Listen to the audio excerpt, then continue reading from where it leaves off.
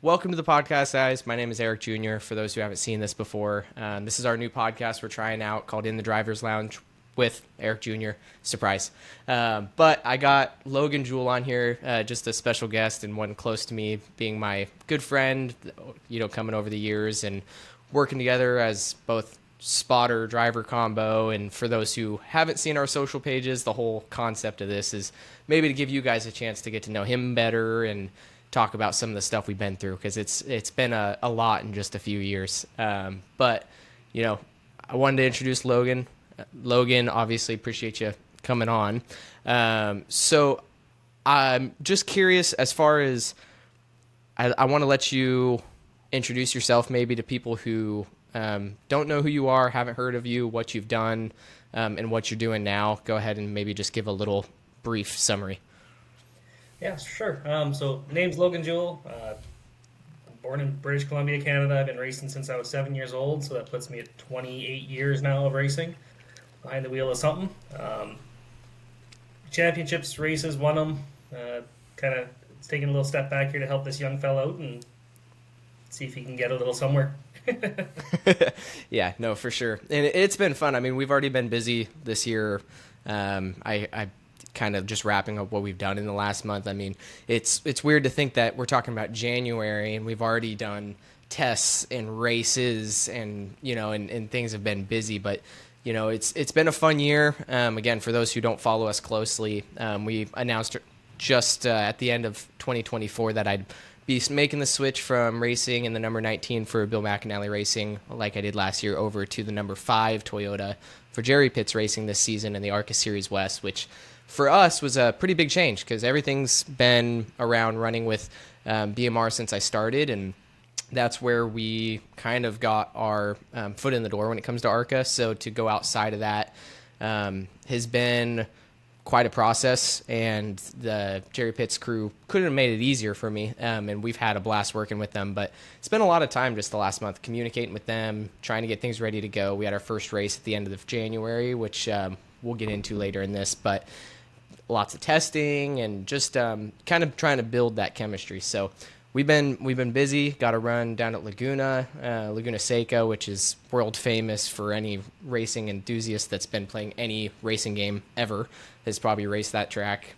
So it's been a blast, but this will kind of naturally go through that. I just want to talk about having Logan on here. I want to kind of get to know you better. There's things that we haven't even gone through. And so kind of going way back before I was probably even born.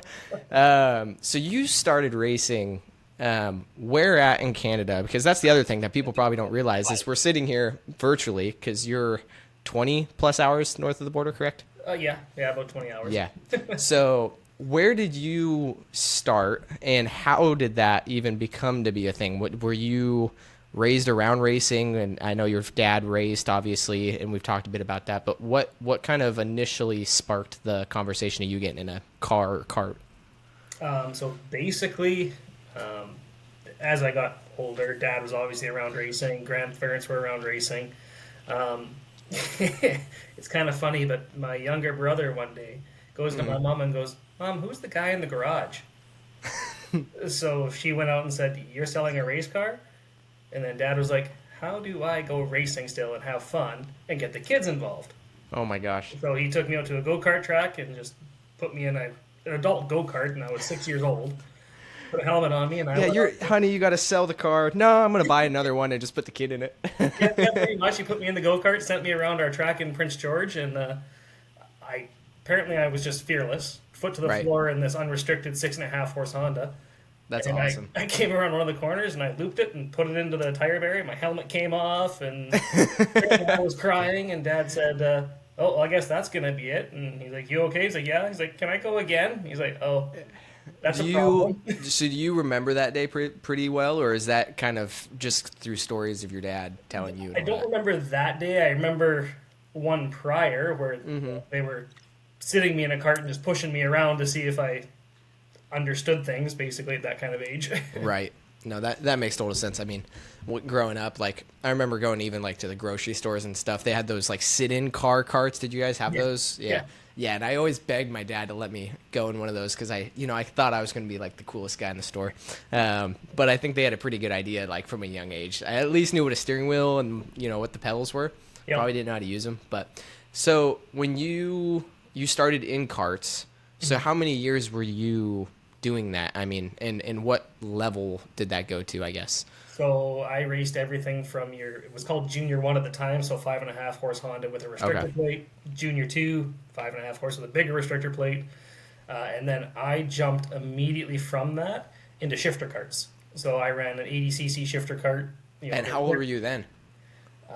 So I would have been 13. Okay. So it was like 35 horse, 6 speed, standing starts, that kind of stuff. And is that you're racing around other teenagers or is that like other adults? Adults. Oh, okay. So straight in. Perfect. Yeah. Okay. They had an 80cc junior class that I did once. Yeah. And then once I got old enough, I just jumped right to the big stuff because, Yeah. yeah. I mean, if you're gonna do it, you might as well do it, right? My favorite thing was like when I started racing. It only was about a year into it to where my parents. It went from let's just see how this goes. Let's not spend too much money. To my mom straight up was just like, if we're gonna do this, we're not gonna suck. We need to know if we're not gonna waste a bunch of money here. So if we were racing the baby grands and I mean it was a year where they let me just go out and kind of figure out what I was doing. And as soon as we saw like a glimpse of speed at the end of the first season, went out and I think we got our first podium. Yeah, that's where we went and put the money in, and then next race out won, and that was that. But it was it's funny seeing how the different people kind of like progress because you have people that start at 6 years old and and then you hear like they're in karts forever, quarter midgets, and then you hear the people that had just started in a late model or like with me kind of going the alternate route with the baby grands and stuff. But when you did karts, I mean, did you do legends, quarter midgets? I mean, you did street stocks, right? So yeah, I did streets, but what I did is as I worked my way up and got old enough, once I turned 14, I did double duty on the weekends because they would race Saturday nights at the stock car track, and then Sunday afternoon we'd race at the go-kart track, and they were right across from one another, both in Prince George and Quinnipiac. How convenient. Yeah, pretty much. So I started mini stocks, so it was like a Ford Escort front-wheel drive. So I ran that Saturday nights, and I'd go race my shifter cart on Sundays. Damn. And then, it was back and forth between that for a while, and then I turned 15, and then we went to hobby stocks. Mm-hmm. And then it was same thing, double header, shifter carts Sunday, and then Saturday night in the street stock or hobby stock. Okay. Yeah. So when you say the car was front wheel drive in the hobby, right? I know the hobby was a Camaro, so that's a rear wheel drive. Oh, okay. And then the mini stock was okay. So like this couple weeks ago, we went down to Laguna, and the Dodge Neon that we were in is a SRT4 Dodge factory, built Neon. So when you hear Neon, it doesn't sound that special, but for what it is, it's pretty impressive. And the thing about that thing is being front wheel drive. That's the only front wheel drive car I've ever raced. Being on a road course, every corner we went into, if you didn't like basically preload the throttle, so like when I would go into a corner, I'd never come all the way out of the throttle. I'd get into the brake with my left foot, but I'd never come all the way out, or else like it just would plow. So like the only turn I could get was if I used the throttle. So I tried as much as I could to never come all the way out of it, especially through a corner. When you're on an oval, did that kind of apply as well? Or how much of that kind of played into how you had to drive the car with the front wheel drive? It was a little different than that. It was a lot more than if your car got loose. Okay. It was don't get out of the throttle because the front end's trying to pull you forward. So if it starts to get loose, more throttle. Drag it forward and try and get the back end back under you again. But it was, I can see why that would be different on a road course like that because you really need that front end to pull you through the corner and not stop you. Right. Yeah, or else the rear is just kind of pushing you through and then you're, getting tight a lot of the time and stuff. So, but that thing was also turbocharged. And so as soon as you try to spool up, that's the other thing is you're trying to keep the turbo spooled, being your own analog in a Dodge Neon. But, I was just kind of curious because I know I've heard you talk about it. And so when you went to late models, for the people that are listening, I've met Logan through Travis Sharp and the Race Dynamics crew when I first started in late models, and he was also eventually working with Travis at the time. But your team owner Gary used to race, and is obviously a pretty big fan being there and now being a team owner, and so when you guys started, did you know Gary well, or was it just he just happened to put you in the car when he needed somebody to be in the car? So it kind of started when I had my own car, and Okay. then we were going to buy one of the first crate motors out to start transitioning to that and get people to try and transition to that. Yeah. And through a mutual friend, the fella sponsored me since I was 7. He lived across the street from us in Prince George. He just sponsored me forever, and he organized it with him for the crate motor. Okay.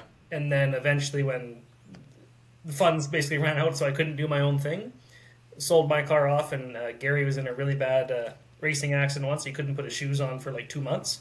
Good Lord. So he, when he got his new car, through the same mutual friend, he was like, "Hey, do you think he would drive the car for a race or two and till I feel better?" And he's like, "Yeah, of course." So I showed up, and Dad fixed the car the first day because there was a couple little quirks he had to deal with, and then I went out and just about won the first race. And he's like, "Okay, we'll run the next one." I just about won that one, and then Yeah. he's like, "I think I'll just do some hot laps here and there." And we started working on a really good relationship, and ended up becoming really close friends. And That's cool. yeah, it started it started him dragging the car and trailer from Terrace to Prince George to go to the race, to leaving the car there and picking it up with the trailer, and then just going, "Hey, here's the show.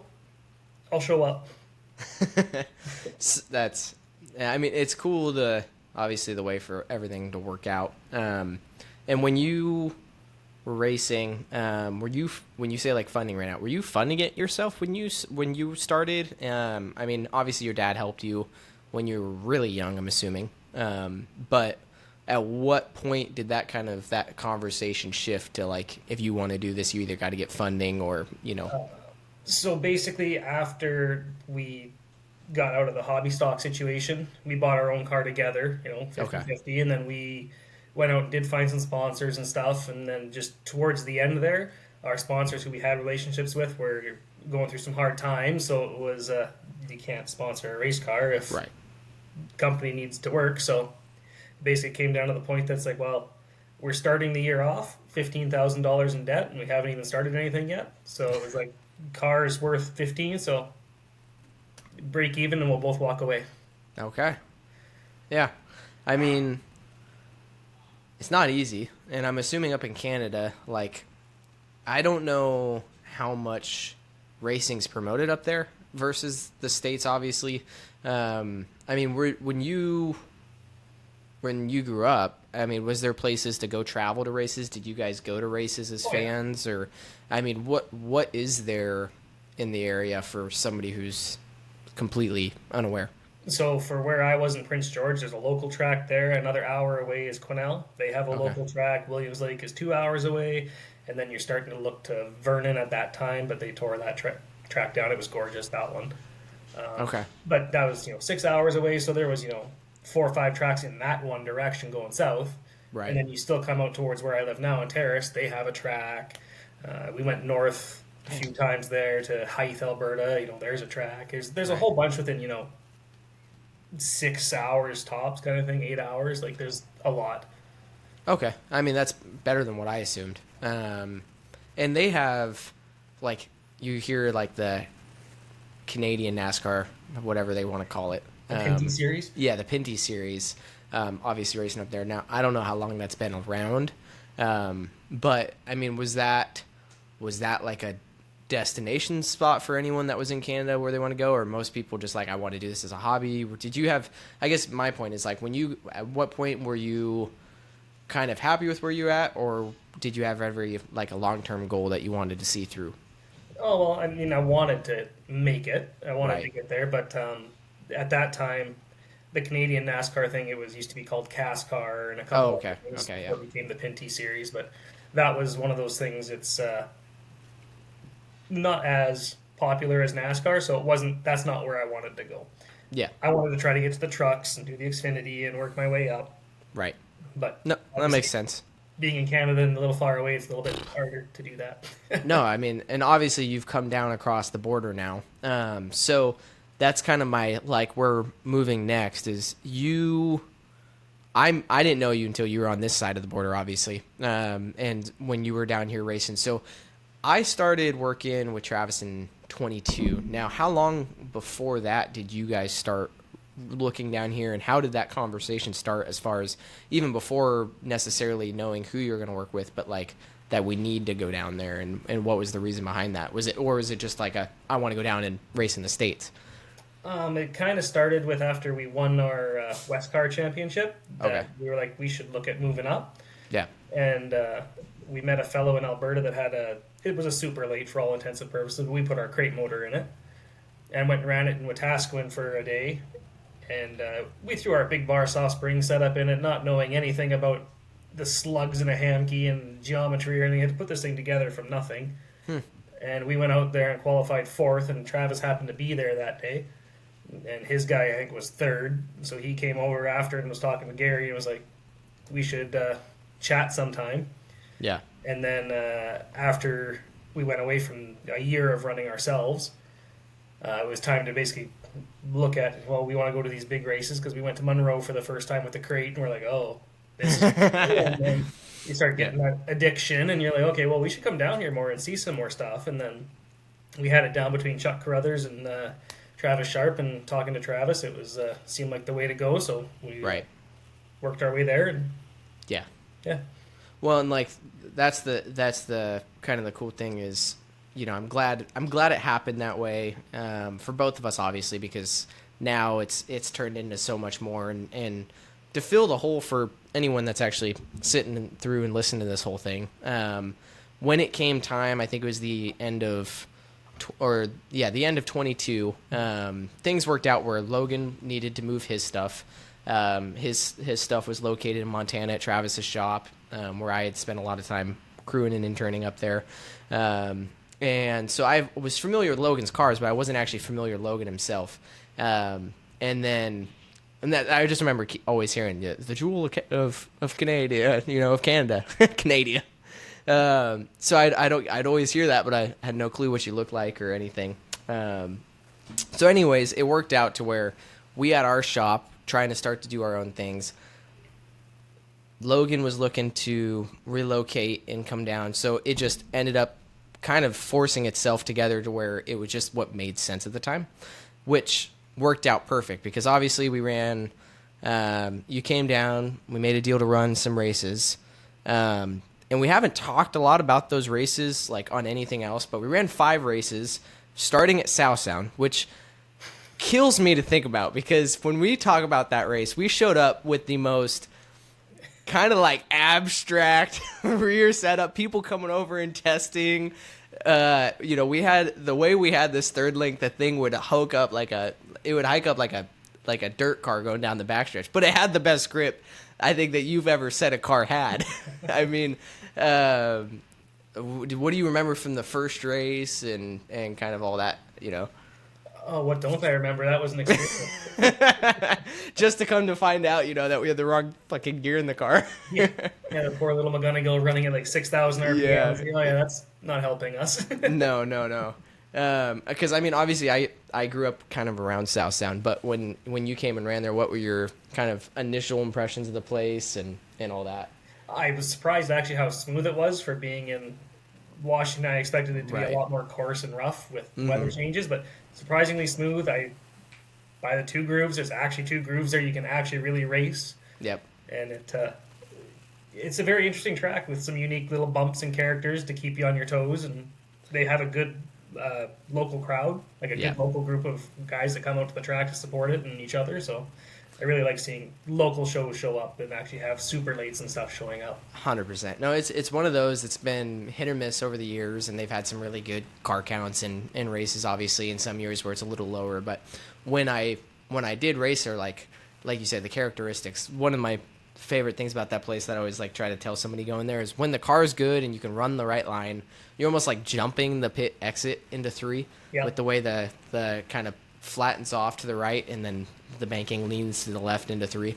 And so kind of the hop there. And then the 1 and 2's got this big dip, and you're kind of driving up and like out of a hole and uphill. So it's a cool place. I mean, completely two different sides, the front stretch versus the back stretch.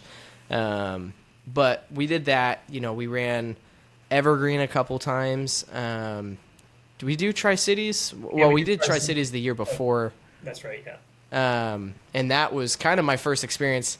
So I kind of wanted to back up to that. So this was end of 22. You were still racing for Travis. We go to Tri-Cities in the fall, and it ended up working out. He was on another car. I was working with him through the whole year, and he ends up saying, okay, you're going to crew chief this thing. And I'm like, okay, did you at least tell these people that, this is my first time? And, but it just ended up, being that way. So I was like, all right, whatever. So, that weekend, where did we end up finishing? Like just outside the top 10, right? Just inside. I think we ended up like 8th or 9th. Okay. Yeah. And so you were running the supers, and pros. Yeah. Yep. And, that was a wild weekend. I mean, we thrashed on that thing, and all it needed was just a little bit of bar, but we obviously, thrashed on that thing. But my favorite one was obviously Evergreen going up there. We went up there to try to run the showdown and what do they call it? The Galloway before the showdown. And while we couldn't never have luck go our way, I mean, you were up front leading. Was it the Galloway that you were leading when we were there? We were at second, and I was just getting ready to start putting pressure on the guys. Tire pressures came up because we started getting low, and it was just kind of biding our time and cruising. And then did you get? This is what I wanted to ask. Did you get greedy and get into the dirt, or did something fly up and knock that belt off? The alternator broke. Well, which one when it threw the belt off? It was because of that alternator. Oh, okay, because the alternator locked up. That shocking motion. Okay. It snapped the belt. Gotcha. I wasn't sure if that's what happened, or if it was like the car was finally working so good you kind of like came down across the dirt on exit. Because I knew we walked up there after the race and the belt was sitting up there. But that was like a little diamond in the dark until it was dark again, and then we had to go through that. But no, we've talked about obviously getting you. I want to get you in a road course car because you've had karting experience. You get on iRacing, and I'm assuming obviously running the road course stuff some. Yeah. If you could, I mean, what's on the bucket list? If you could, obviously, I know funding is hard, but if you could get in anything realistically that you felt was like a possibility, whether it be on a road course with the late models or endurance cars or whatever it be, or a spec car, or say even in the oval world, is there anything you haven't done that you really want to? I would really, I think is it the Formula Fords you ran, single seater? Oh, those spec Fords. Yeah, I would love to do that middle seater kind of a car. Any road course thing, I'd be just excited to try, because I haven't got to try a full size car of any kind. And actually, another one is dirt. Never tried dirt. I would love to try dirt just to say I did and go, it's not for me, or it is. No, I'm 100% with you there. I want to try dirt, and I've had people offer over the years. It's just never been the right situation. So I'm kind of waiting until it all makes sense. But the Spec Racer 4s, I got to get you in contact with my guys at ProDrive and all that. Their stuff's incredible. For the people that haven't heard of it, the ProDrive Racing School, love working with them. We've had great times both coaching and racing for them. But yeah, these Spec Racer 4s, they're these center-seated, fiberglass, full-bodied cars. They're almost open wheel. I mean, kind of they race like it, but they got fenders on them and stuff. They're two-frame chassis. Your center-seater with a spec Ford 4-cylinder motor sitting behind you. And you now actually, with the new SADEV transmission, it's a sequential 5-speed, which that alone, if you got in and drove that thing, you would be tickled. It is the dumbest thing, because literally you're just full throttle pinned, pull back, and it fuel cuts when you pull, so you even got to lift off the gas like in an ARCA car. Yeah, it's just pull, and it's actually so sensitive, the fuel cut.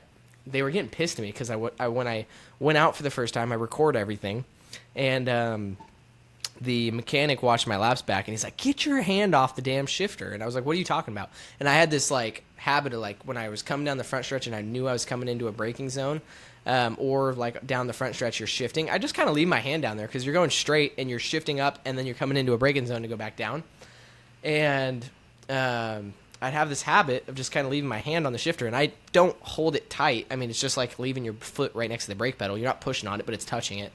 And anyways, I guess the fuel cut is so sensitive that like a lot of drivers accidentally bump the shifter, and like not even a full bump to like shift it, but if you even just nudge it, it'll cut the fuel and then like bog out down the straightaways. So that was a learning curve. But then when you're downshifting, it's just push and it just sucks into gear. It's the weirdest feeling. So I want to get you in contact with those guys because that would be fun to, especially if we could both get in a car or if I can get you out to a school or something. I feel like that'd be like the best place to start, just because it's right in the center, and I could get used to doing some oval stuff or some road course stuff, and chase people around. It would be fun. I'd have a feeling by like the second session we'd be like, "Hey, you need to not run over these students." So I got like a list of things I got kind of this side, and so then obviously you started spotting, and first of all, I gotta say. For anyone listening and also to Logan specifically, I mean, the thing I appreciate most is the fact that you've done this like where people don't realize you're coming out of your way, taking time off work. You're the only person in your job that can do your job, as far as I'm aware, right? Yeah. Yeah. So you're inspecting welds on these giant job sites up in Canada, and there's mines and major job sites waiting on you to get back. You're taking time to come down here, spot for little old Eric Johnson Jr., and you won't take a dime for it. And I can't tell you how much it means to me to have that and to have the somebody who is genuinely on your side, positive. That's the biggest thing we hear in feedback is like the thing we absolutely love is you motivate me to go faster, but don't piss me off like when we're, I've had people on the radio who's just like, I just want to turn it off, the way when they get in a bad mood or things aren't going our way. But even when things aren't or haven't gone our way, you clearly have had a good way of communicating enough to keep me positive and keep me hungry even when we're not necessarily racing for a win. So I can't thank you enough for all the time and effort that's gone into that. And I think it's progressively just turned into a bigger and bigger thing for me to have you there. Now I went from never having a spotter to before, now I have a spotter. But going to the first race, I mean, your first time spotting for me, I'm trying to remember, did we do anything prior to the Portland race, or was that your first one? I think the very first one, that part-time year you did, yeah, it would be Monroe. Okay. So, well, no, because Portland was the first one that year. So it had to be Portland. I didn't do Portland or anything like that. I think I did. Oh, I had Kyle and you're right, Kyle and my boy Bam. Yeah. So then you didn't do Sonoma either? Nope. So you did, okay. So Evergreen, I mean, that was a shit show of a weekend. But, I mean, as far as spotting goes, like, did you have any worries going into that? Or, I mean, what were your concerns? Yeah, I was definitely concerned. Never done it before. Of course, you hear it enough. Right. But it's also just not knowing and kind of knowing, like, well, what do you say to somebody when I've been in a car how long?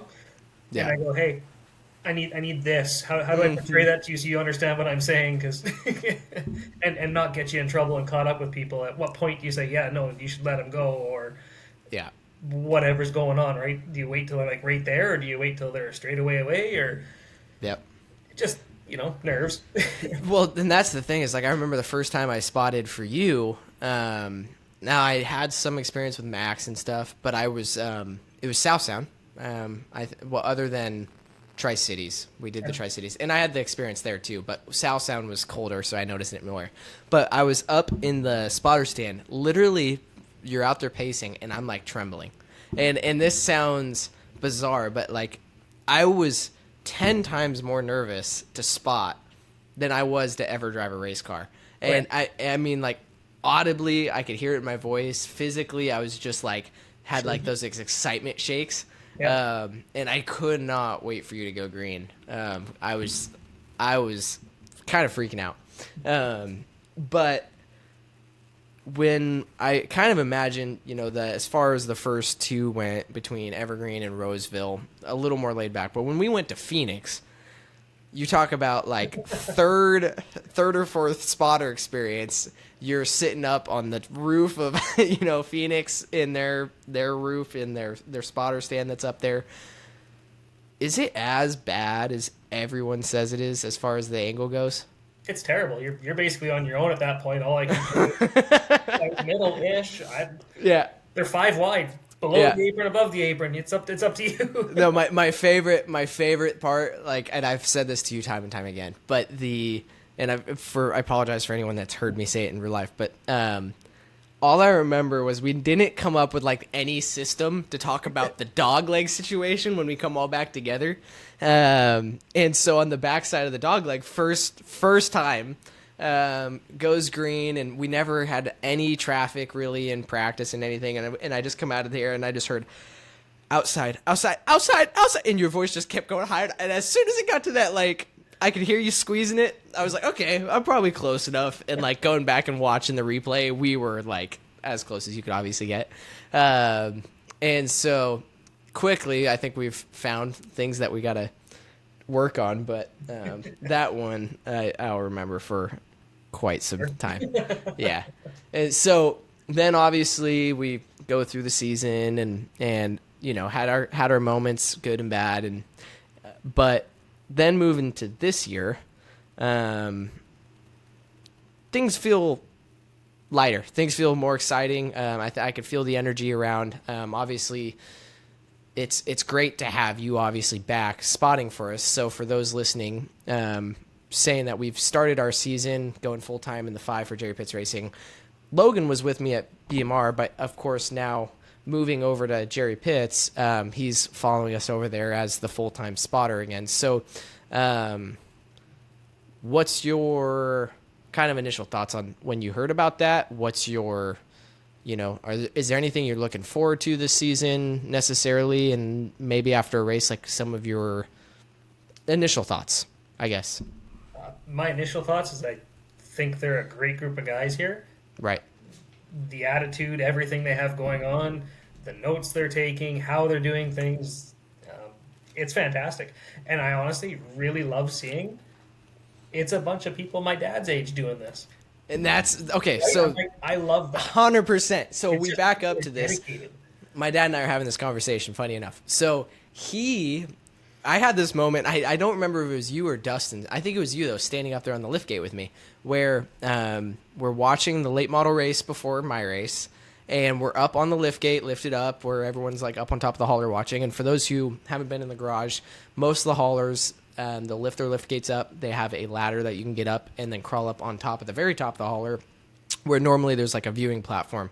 And a lot of us like to go up there and watch some races, or, you know, just kind of, it's a good point of good view to watch from a lot of the time. But when we were at BMR, and it's no beat against BMR. I mean, they have one of the best. I mean, one of my favorite things I learned from them was their professionalism, the way that they like fronted their appearances, and the way that they ran things was very businesslike, which comes with pros and cons. But when we were doing that, my dad never felt comfortable getting in the middle of it, because there was all these young guys trying to prove themselves, and he most of the time just grabbed a beer, went up to the grandstands.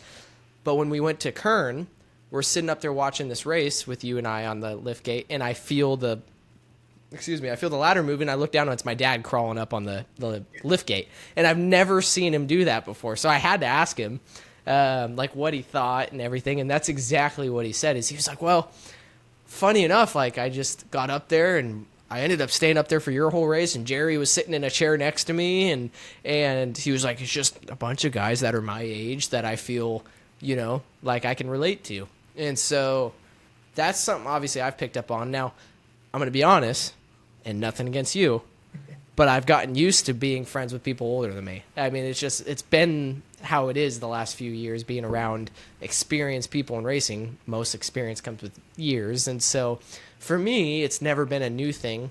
But for you, does that seem like a better shift to have, people that are, I guess, older? Or do you just kind of pick up on that as something cool? It's something I'm very used to as well because, again, my whole crew, my dad is Right. 65 now, I think, and Yeah. every one of my crew, they're all that kind of age. Yeah. And that's the people I grew up with racing, teaching me, Yep. showing me what kind of drinks not to drink, and presenting me. And so that's a whole nother thing is like you Canadians know how to drink, okay? I'm not saying there's not plenty of Americans that know how. When did all that crap start as far as when you were racing? And do you remember was there a first time, or did you show up and have to tell your dad, oh, this has happened before? Oh no, they knew I drank a little bit. Yeah. But our first actual team time Yeah. was in Hythe, Alberta, because I was 18 years old in Alberta. The legal drinking age is 18. Okay. So I was allowed into a bar. So it was just the hotel bar because it's a small little town. Yep. And Tony thought it'd be this great idea. He's like, "Oh, we'll do some shots." Sure. And he's like, he brings out a shot, and it's this thing called a Prairie Fire. Oh my gosh. It's- And describe this to somebody who would have no clue, because I don't.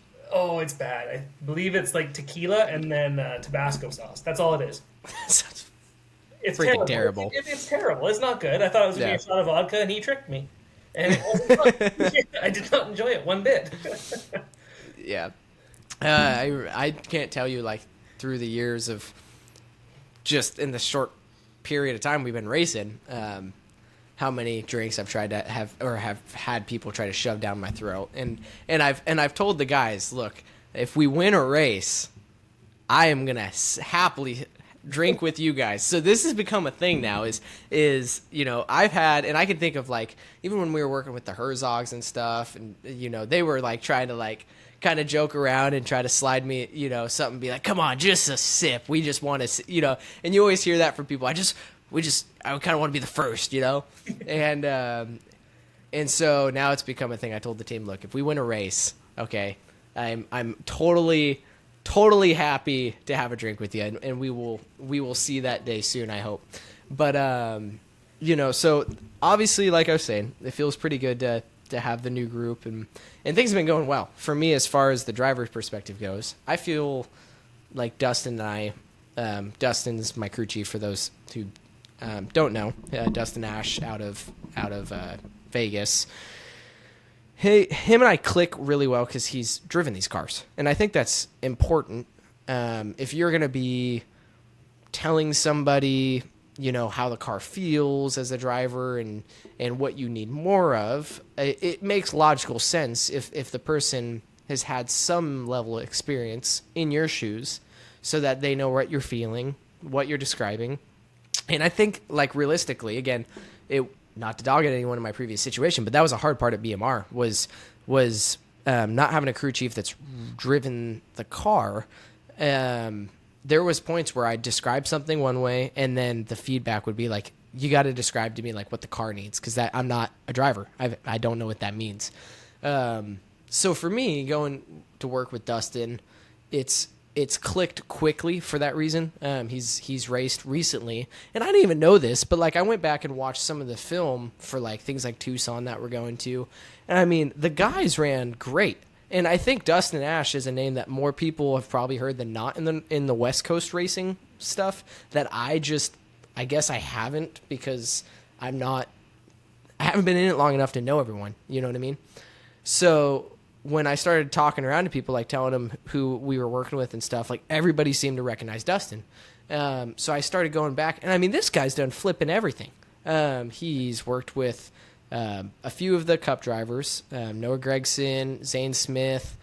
I can't remember the other one. But anyways, he's helped a few guys come up through the ranks and done everything from legend racing across the country to late models. I mean, even Bowman Gray. I was talking to him about the Clash, and he's just, he's raced Bowman Gray and everything back there on the East Coast. So talk about obviously it's nice to have person to lean on for experience. But I was going back and watching like ARCA film, and he's like the last Tucson race drove from like 7th to 2nd in like 5 laps, and was up there like chasing the leader down until I forget what he said happened, but something ended up happening. So that's been a cool thing for me, having Dustin there. And I haven't quite figured him out because he's quieter than most people I've ever met with that level of experience.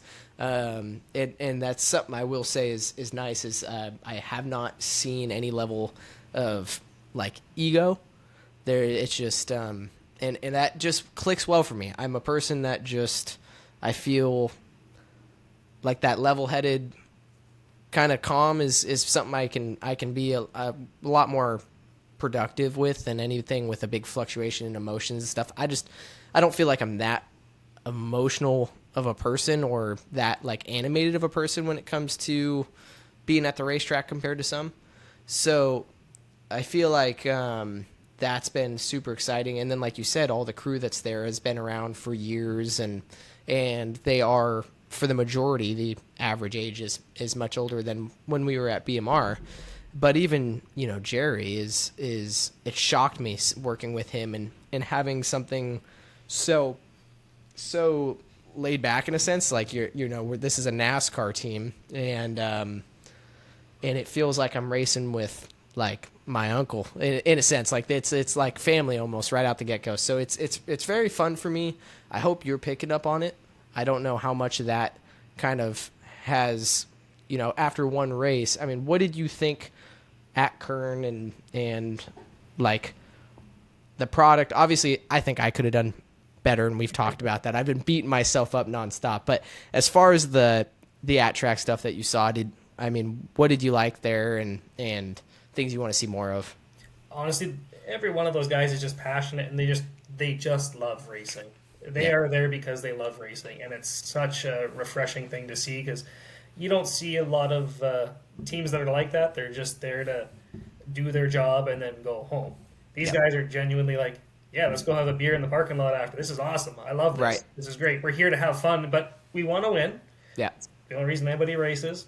But they genuinely love racing. Yep. And that's awesome. And then, Dustin is super smart, and just the way he goes through steps to get things done, and it's like, this is a very, very smart fella here that is keeping to himself because he knows way too much. Yeah. No, and that, that's the thing is I still haven't even quite dissected that. I'm trying to slowly pick his brain. He's probably going to get tired of me, but I don't care. It's just what I do. I pick and ask a lot of questions. But it's just been like the fact that they are so hungry to win. I mean, the craziest thing to me, and I don't know how much of this, out there I should say, but I think it's funny. So, oh well. As we were talking, I guess my years prior, everything had to be on paper before anything happened. And when we were talking to Jerry about this possibly happening, because just one thing led to an next, and it just started to make sense. I mean, we hadn't even like fully gone in that direction, and we get a call like, oh yeah, we thought if you're going to be racing with us full time, we're probably going to need Nilmore. So boom, we went ahead and got one. Like, we just kind of thought that was a good idea. And then I'm like, okay, like, I respect it, appreciate it. Then we go to like, try to sign the deal and get things sorted. But next phone call, he's like, yeah, I went ahead and picked up the hauler you had last year. I just felt like, with Takuma going away from their program and bringing somebody on full time, like, he's like, it's kind of a need. So like, it just like one thing after another. I'm like, Jerry, sign the paper. we got to get this taken care of. I feel bad. And he's like, no, we'll get to that. We're busy working on the cars and stuff. And I was talking to Jerry today on the phone. He's like, yeah, I've been meaning to get you my signed copy. I'll bring it to Phoenix. I'm like, God dang it, Jerry. But no, he's a great guy. And they're great people, and it's clicked naturally. So that's been fun. So looking forward to this year. Looking forward to having you around. Then kind of just talking about recent stuff. I was kind of curious. Did you watch much of the Clash? I watched most of the 25 lap heat races, Yeah. and then I watched the last 120 of the main. Okay. So did you? I'll stay quiet. What did you think? What was your thoughts? Because I've heard of like one. It's either like you're on one side of the scale or the other. There's not really much in between. What were your thoughts on it? I, for me, I feel like that track doesn't suit the cars, and it's kind of becomes a follow the leader situation. Yeah. The heat races super entertaining because there was no time for anybody to get strung out. Um, I feel personally that they could utilize other tracks that 100%. like the Tucson, the Kern County. These would all promote really good racing with those kind of cars. And if you're going to bring 40 of them, you could start a good 30 plus at Kern, Yeah. somewhere around there at Tucson too, and I think you could put on really good shows. And these places are places that could probably use the bit of a boost per se, right? That would bring in the clientele and then say, "See, we put on really good shows here." And Yeah. I think there's just other places that they should look at going to Yeah. that aren't And so hot. well, and that I get why they're doing it for the flashy purposes. It's a headliner. We're going back to Bowman Gray and blah blah blah blah blah. And same thing with the Clash. It was to kind of get a whole new market. I get it, and I'm totally fine with it. I think it's cool to like. The cool part for me was to see them go to a place that was that historic and that special and go put all this money into renovating it and all this, all the upgrades they did at the place. Obviously, like North Wilkesboro was the perfect example of them doing something like that. Rockingham. I feel like you're 100% right though. I don't think it was as good of a race as people are claiming it was. Unpopular opinion. I think if Chase Elliott didn't win the race, most people would be complaining. It was a get in line. One guy led 3/4 of the race. It was, beat anyone out of your way that you want to pass. And I guess that's cool for fans. But then they're already talking about like making it a points race and all this. And, I heard like Dale Jr. was on his podcast saying to make this the all-star race and all that. I'm like, no. This is a cool one-time thing. Maybe do it again for the Clash, but I am in the same boat as you. I think there's plenty of other tracks that they could realistically go to and put on a much better show that one already have better facilities probably, I think to certain degrees. If not, could really use the renovations that NASCAR would bring.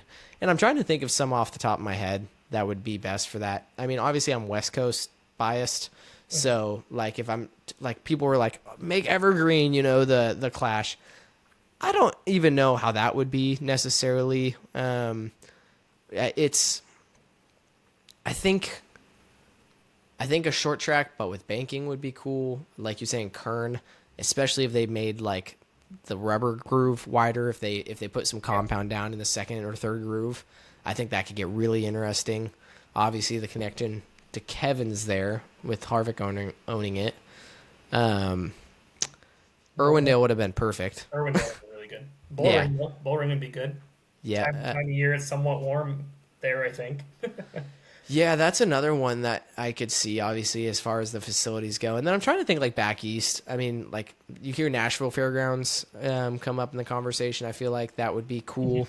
I mean, I don't think... I've heard somebody say Five Flags. I don't think it would be all that great with those cars. I'm trying to think. They were saying Hickory, which I don't know much about. But... Yeah, I don't feel like it needs to be Bowman Gray every year. We did the Clash, we did Bowman Gray. I'm ready to see like a more They want to racy. bring it back to grassroots racing. They need to bring it back each year. Go somewhere. Right. Go spend that money and bring the crowd in for that track and help that track that year, basically. No, and I 100% agree. I think I don't know. Plus those cars, I'm trying to think of like places that it would make sense. I guess it doesn't really matter. They're gonna have to make it work no matter where they go. That's kind of their job. But I don't know. And it's kind of cool to see even like the West Coast hitting new places or bringing places back. The Tucson is exciting. After going down there and test, that was the cool thing was when I went there and tested. I've heard about it. You've told me about it. You've ran there, obviously. I mean, you've had some success there, correct? Yes. So when I know you haven't won the Chili Willy, but you've been down there and raced like the turkey shoot and the Chili Willy stuff, right? And I think you've won like one of the leading up nights or Yeah, what? yeah. So the 2019 Chili Willy, we Okay. qualified second. We were first out of 3 out of 4 practice sessions. Won the 50 lap feature Nice. one night. Ran second, basically 125 laps, and fell back to third the last one because I burned the right front off. Okay. But yeah, it's a super fun track. There's no other place I'd rather race. If I could go back anywhere right now, I'd be right there. Beat Tucson. Yeah. And so when I ran there, tested in the ARCA car, so I mean, obviously it's a little different than the late model. A little is an understatement, but yeah, I mean, it just I feel it personally like these single groove tracks, and no disrespect, no hate on places. The racetrack's a racetrack, but like Kern, people around me know it's not my favorite track to go to because it's, in my opinion, it's just so car dependent. There's one racing line, and guys, every time I say that, they're like, "No, it's two groove, it widens out." But every time we go there, it seems the last 3 times we've been, the fast line is left front on the paint, and you're painting the bottom through 3 and 4, 1 and 2. You got this high arc, and you got to get down to the apex in 2. If you don't nail it, you're a few tenths off. I don't. And if your car's really good, you're gonna go forward. If your car's bad, you're gonna go backwards. And if it's somewhere in between, you might just be lucky enough to stay put. Versus, I went to Tucson, and my first laps, I kind of rode around in the second groove, and I was like, okay, this feels comfortable. Go ahead and send it down to the bottom. Thing goes to the bottom, and the progressive banking turns you down. And all of a sudden, I was like, oh, there's a decent amount of grip down here. Surprisingly, especially on exit. Then we move up to the top, the third groove, which was literally covered in like a layer of grass when I went and tested because nobody had been out there. So that was sketchy. And that's another thing I never even told Dustin is I was pretty sure I was about like this close to backing the thing in the fence when I went up there, and I just didn't say anything because I went in thinking like, okay, time to try the third groove. And that car got so light on me on entry. I haven't even mentioned that to him because it was just like, but I fully was convinced, like I set the car and I was like, oh, I'm going to spin. But that place, once I cleaned it off even just a little bit, you could just see how racy it is. And when you watch the old tapes there, I mean, I grew up watching the old, the winter shootout or whatever it was that they would do there on tapes and stuff. And I feel like something like that would be a lot cooler to see more of. I mean, I'm glad they added that. Vegas, bringing it back, I think that just makes sense with the area it's in. Yeah. Colorado, I don't know much about. I don't know if anybody really does in general. They race the SRL series there. They do a weekly super late show. I've been there as a crew member, but all I kind of remember was it's very circular and has what I remember is very flat corners. But Dustin said, there's more banking there than you'd think. So I'll be interested to see how that one feels. But I just like seeing new places on the schedule. I think it does bring more money. And I even think like going to older places like we did Shasta last year. Yeah. That was pretty cool. That was a lot of people heard that and they're like, oh, you went. I don't think many people can say they've raced there in general just because it's one of those tracks I think goes missed. But I don't know. I'm trying to think of like even in the Northwest, if the ARCA series were to expand, what would make sense for them to go to? Other than Evergreen with them going there. Tri-Cities, I'm so glad they're going there now. That was so much fun. What did you think of that race when they came there? That's a very cool track. Just doesn't matter what you're racing on there. That is just a cool track. Yeah. That promotes really good racing. It's really fast paced. It's 100%. tire management because it's an older track. Yeah. It's unique. It's got character, and I love tracks that have some character and uniqueness to them. That isn't just what I call your cookie cutter track. Yeah. No, and that's the perfect way to describe it. Is it's anything but a cookie cutter track. I was kind of shocked, honestly, how similar the ARCA car was to a late model there, and I think that's why we were so good off the trailer was the late model testing or racing that we did there. It was the cars worked better there than I assumed. I thought it was going to be much more off throttle time. Now, don't get me wrong, when you're in the race, obviously things slow down, but in, kind of full tilt in qualifying trim, we were hustling those things a little more off throttle and a little heavier brake into one. Into dog leg, I mean, you're working the throttle hard. And then as long as you can get the car to the bottom into 3, I feel like you could go pretty reasonably deep in.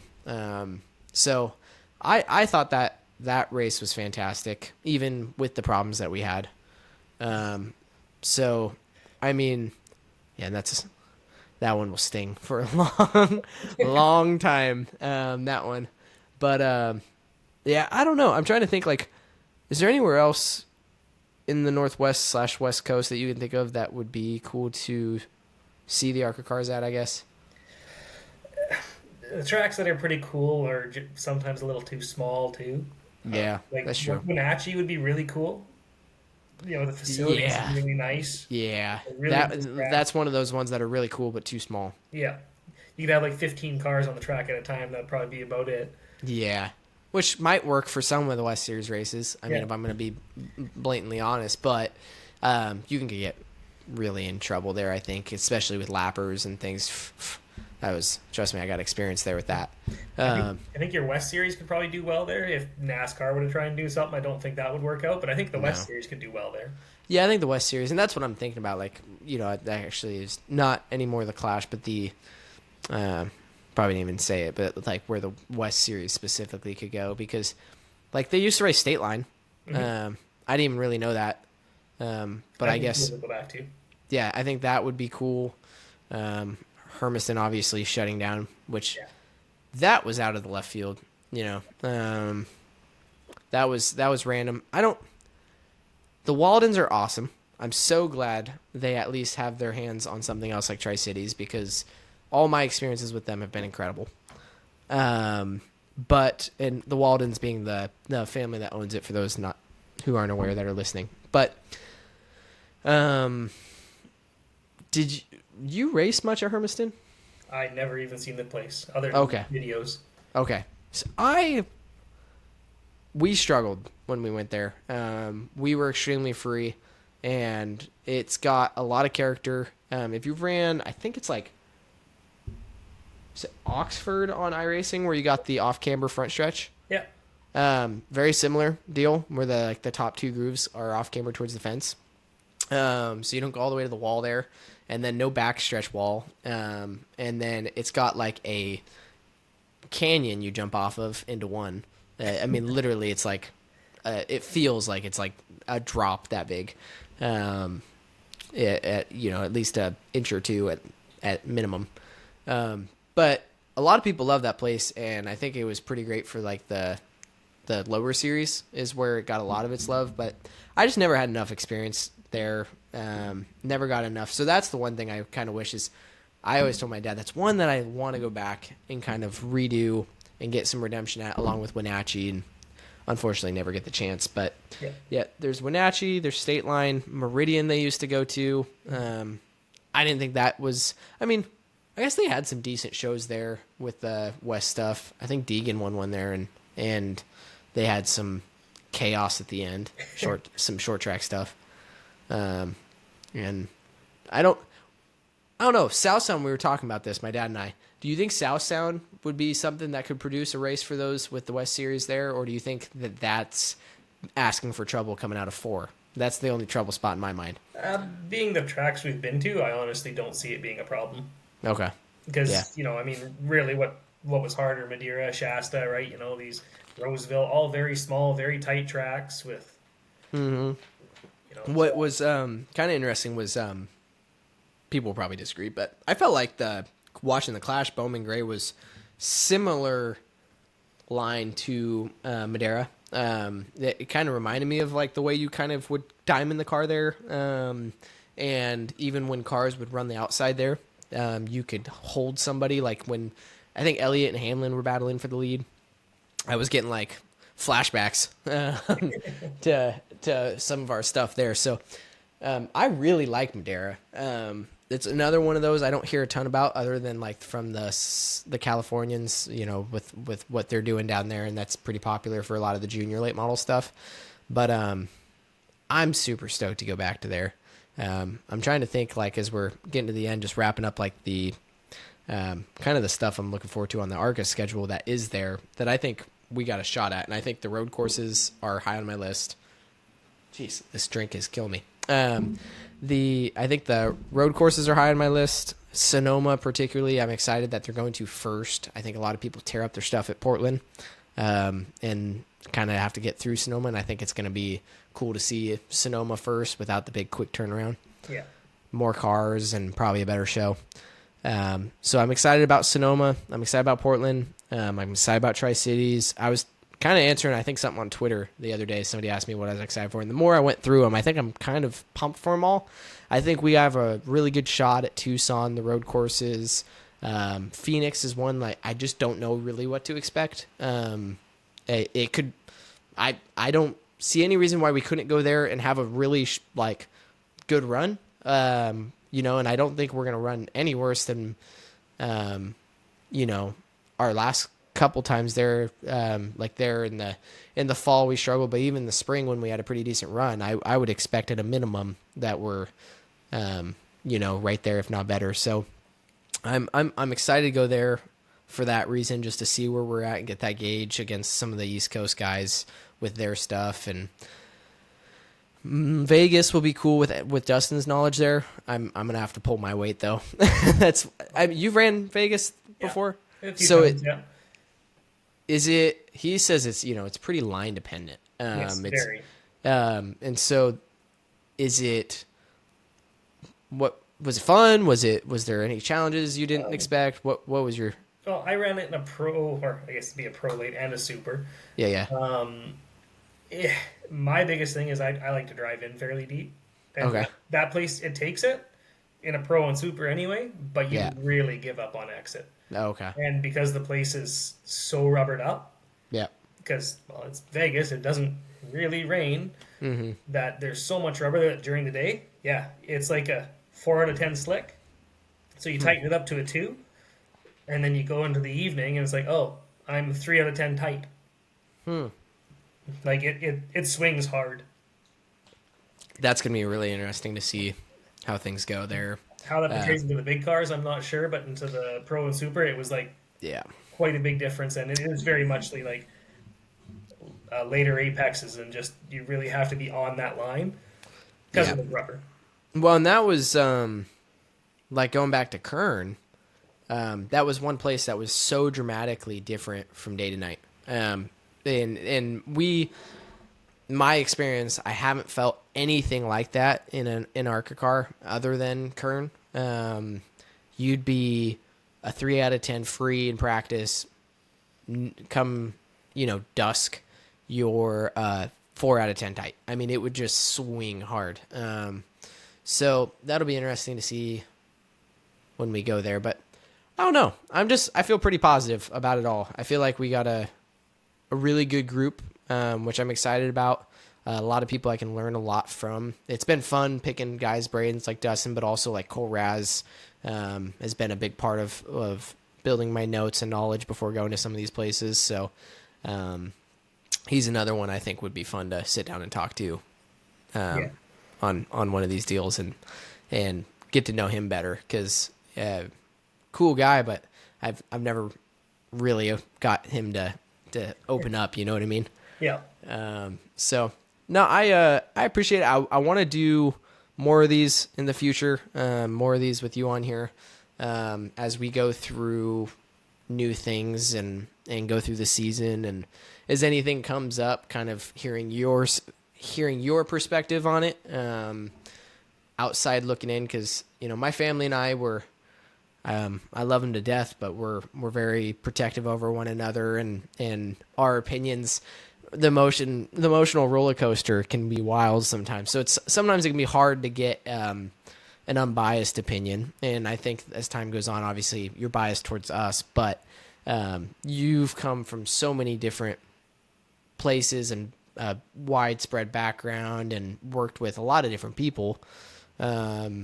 You know, that's the thing that I love is while you haven't necessarily raced an ARCA, I still feel like your level of experience is much higher than mine is in a lot of ways. And so I just keep leaning on it, and obviously it's helped me a ton. So appreciate all your help. Appreciate you being here, and appreciate you spotting for me for the year. Of course. So if anybody wants to, I know obviously right now you're kind of possibly in a little bit of a break with racing. Don't know how permanent it is, just as, you know, and I know if an opportunity came your way, you'd take it. So I don't want to say it's permanent, but we're not doing anything late model right now. So if people wanted to support you, check anything out, do you have anywhere you'd want them to go, or anybody you'd like to go back and credit for while we're here? Well, if they'd like anything, I still have shirts, hats, hoodies. Yep. You can reach out to yourself or myself.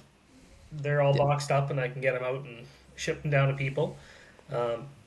Just gotta thank Gary, my dad, Tony, Murray, Doug, everybody that has helped me get to where I am today, and thank you for having me, because I'll be sitting around doing a whole lot of this if Yeah, exactly. No, and that's the thing is, like, I don't think people realize is how much you're probably the person I have the most contact with outside of the track, which is fun for me. It's you know, whether through the sim or texting or anything, it's fun. So that's why I wanted you to be the first person I had on. Just because I think it's going to be really cool for people to get to know you, so that when they get to the track, I've had already people ask, you know, like how I got to know you. Are you with Jerry Pitts? They thought you were with BMR, like all this. And I'm like, no, I want people to get an idea of who we're working with and who's around. That way when we get there, it's not, you know, hey, come say hi to Eric if they want to. It's, hey, stop Logan, stop Dustin, stop, you know, get to know these guys, so that hopefully it starts to paint a better picture for people. So I appreciate it, man. We can wrap it up. I don't really have a lot more. I don't know. You got anything else? I got nothing, man. That was good. Thanks for having me on. It was a pleasure. Yes, sir. So if anybody wants to check out more of these, I'll put this up on Spotify, YouTube. You can check out my YouTube channel or Spotify on the In the Driver's Lounge page. I've got all my other podcasts on there, and YouTube's got a bunch of our other content. Our YouTube channel is Eric Jr. Racing, Instagram, ericjr.racing, Facebook, you can look me up, Eric Johnson Jr. Shoot us a message. Like Logan said, he's got merch, so make sure to hit him up if you guys want some. I've got plenty sitting around too that we'd like to get rid of from years past, and we'd be happy to get those to anyone that wants them. So appreciate y'all listening, but till the next one, take it easy.